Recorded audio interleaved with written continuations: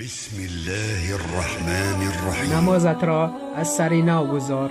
باره پیغمبر خدا صلی الله علیه و سلم مسجد آمده در گوشه نشست. صحابگان در گرد وی دوره زده نشستند.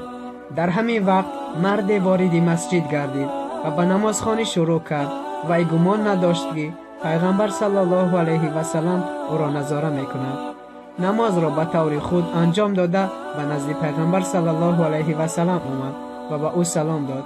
پیغمبر صلی الله علیه و سلم سلامش را جواب داد و به او گفت: برو و نمازت را از سر نو گذار تا آن را تا به حال نگذاشته ای. آن شخص رفته از سر نو نماز را ادا کرد. باز پیغمبر صلی الله علیه و سلم به او گفت: برو نمازت را از سر نو گذار تا آن را تا به حال نگذاشته ای. این عمل 3 مرتبه تکرار گردید.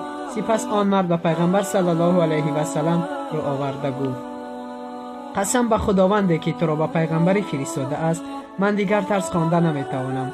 مرا بیاموز که نماز درست چگونه گذاشته می شود. پیغمبر صلی الله علیه و سلم به آموختن او شروع نموده گفت: برای خواندن نماز راست ایستاده اولا تکبیر گوی، سپس از قرآن چند آیتی که خواندن آنها برایت مشکلی نمی کند قرائت کن. بعداً رکوع را انجام بده. در این حالت یک چند لحظه آرام بگیر. 3 مرتبه سبحان ربی العظیم، سبحان ربی العظیم، سبحان ربی العظیم بگوی. بعداً سجده نما. در این حالت نیز یک چند لحظه آرام بگیر.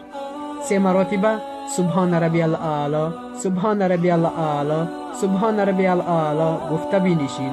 در حالت نشستن نیز چند لحظه قرار بگیر و همه حرکت های نماز را همین طرز انجام بده.